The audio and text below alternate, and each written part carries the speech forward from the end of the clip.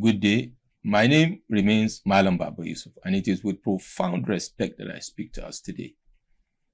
Today's message from me, with profound respect, is to my fellow northern Nigerians. And this doesn't speak just to Muslims, across religion, across ethnicity, across tribe and creed.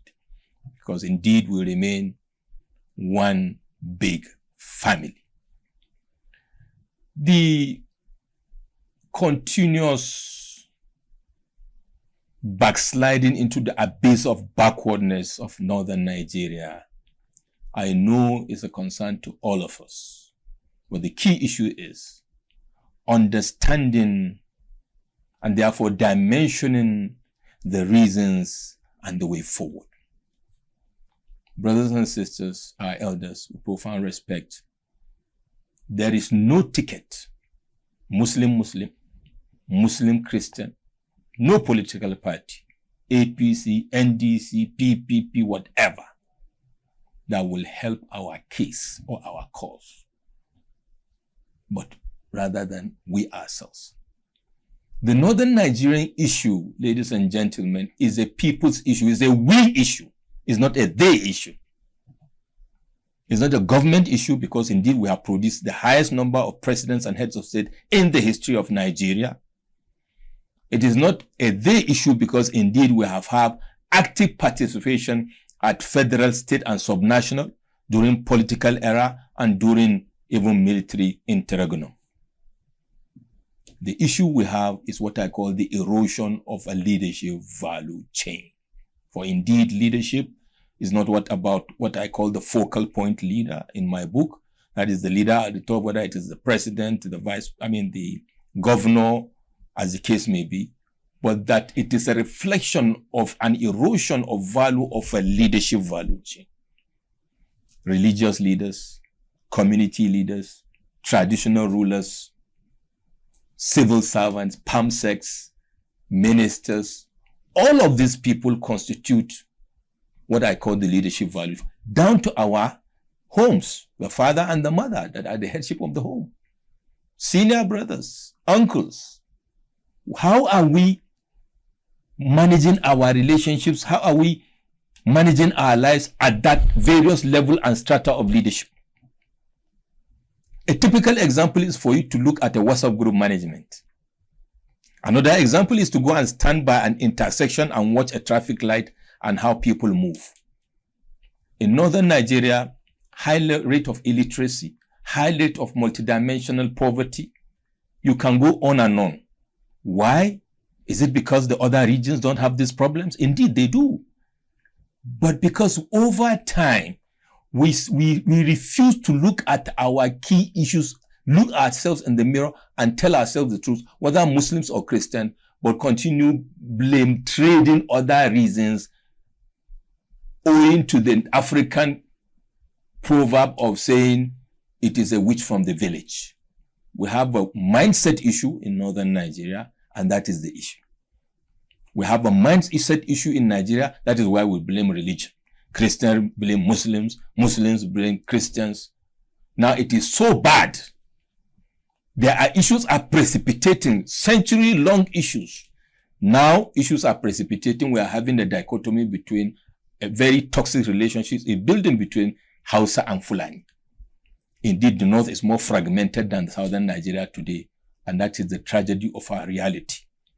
We need to wake up and smell the coffee, the glory days of pursuit of education even before the advent of colonial rule, the pursuit of our livelihood, our daily lives and living, livelihood, honest living, even before the Arabs came with their caravans and the colonials came with their ships to start trading in slavery and our resources. We are people of pride. We are people of values.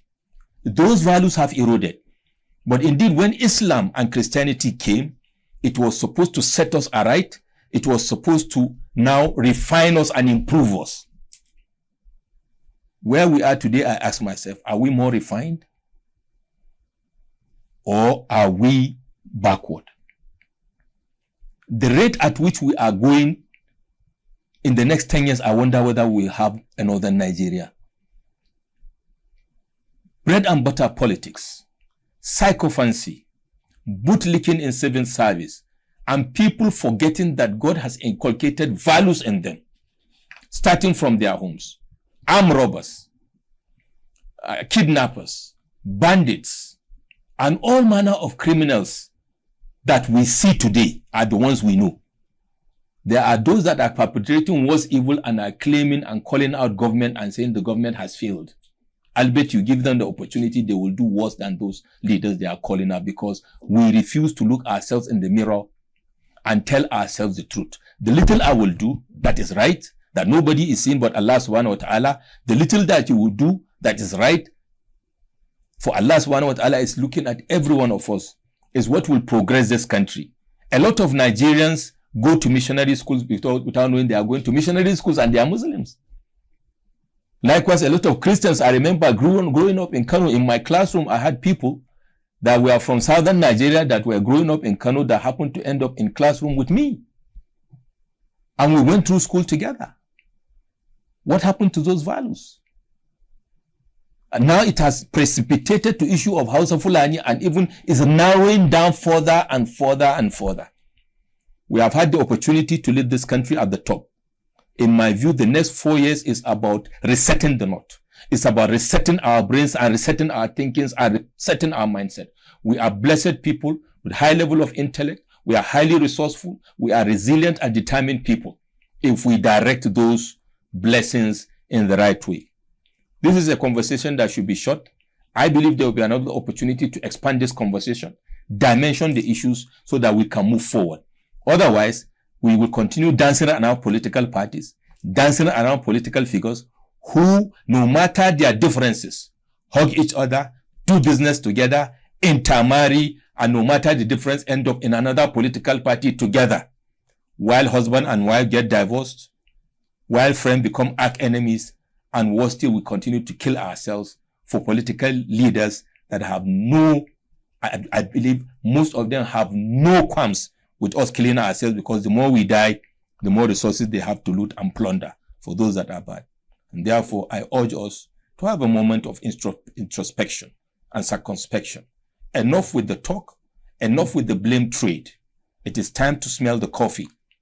Because if you are in a position of comfort today, nobody today, I repeat, nobody, whether a political leader, the elites like us, can guarantee in the next 5 years, we can safely move from our houses to other locations like 2-3 kilometers away without the fear of being mobbed by these people that are continuously becoming angry. Imagine a region where you have about 15 million children out of school that are growing in anger for a society that rejected them. And you are saying all is good. No, all is not good. And it's not about Muslims or Christians. It's not about Hausa Fulani. It is only when you have a country or when you have a region that you can start identifying along those parochial lines.